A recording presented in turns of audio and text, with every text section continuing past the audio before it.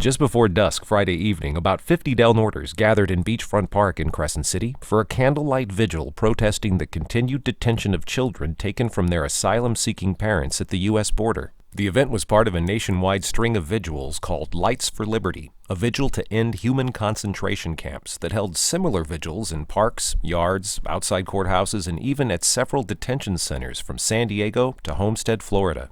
Vigil organizer Denise Doyle Schnacker explained the scope of the protest, which by Friday numbered over 500 separate events all around the globe. These are happening all over the world at this point.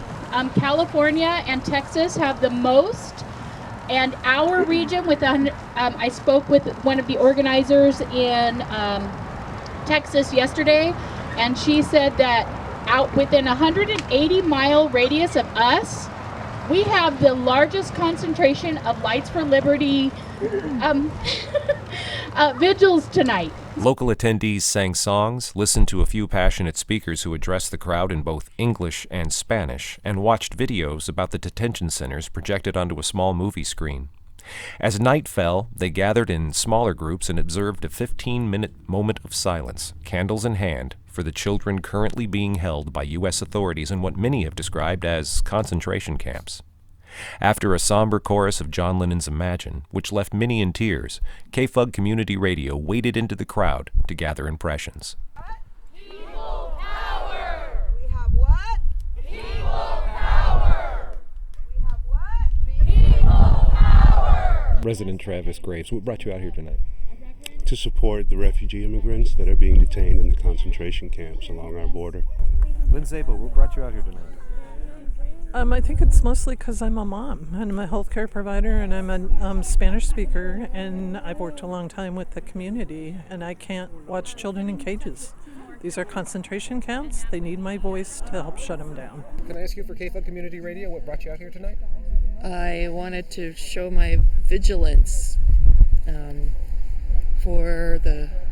against the detention centers down on the border, and say we're a country that has always been a refuge for immigrants, and so the fact that we're departing from that tradition is very upsetting. What brought you out here tonight, Shane? Is it kind of sappy to just say love? Not at all. I mean, I'm really tired of seeing the inhumane treatment of people, regardless of race, religion, political, what have you, and yeah, that's basically it. Great. Thank you, man. Tired of hate. It's just really important to get involved in, because, like, Jesus Christ, this is happening to people. And it seems like, just kind of in general, nothing's happening, like, at least that I've seen around. And I think it's good to kind of get involved and see other people and get connected in a community that, okay, there are people here who will stand with the people who are being kept in, concentration camps. So it's just, on a local level, it's good to see there are people around, my neighbors who are willing to stand with me in support of these people. And also, on a grander scale, seeing those communities and, okay, all right, there are people who are willing to help and stand up and, like, group up, and I don't know, that's a better phrase for it. Come together. It's like stand in solidarity with those people. And that just gives me a bit of hope that our country isn't completely, that far gone. We have concentration camps again, the second time in just our history alone. And when I found out about it, I felt numb, because I'm not surprised anymore. Because this kind of thing just kind of keeps happening, like over and over, and it just piles up. And we need to do something about it, because if we're all just numb to it, then nothing's going to be done. Being like desensitized is a horribly dangerous thing. Yeah. Because one of those other concentration camps open today. Oh, it's going to be like the McDonald's around the corner. So we can't let this be okay. I'm out here because I believe in individual freedom. The fact that people cannot even seek asylum without being threatened by a very authoritarian state, and the fact that they are trying to flee from violence from their home country, and they come to a country that is even, I would say, more so just violating the rights of humans, is just the worst thing we can possibly do to an individual in the society. If we truly value individual freedom, that doesn't just mean people in our country's citizens, that also means immigrants from abroad. With ICE raids set to resume this weekend, Doyle Schnacker explained that these vigils will continue as long as children are kept in concentration camps. Why organize this tonight?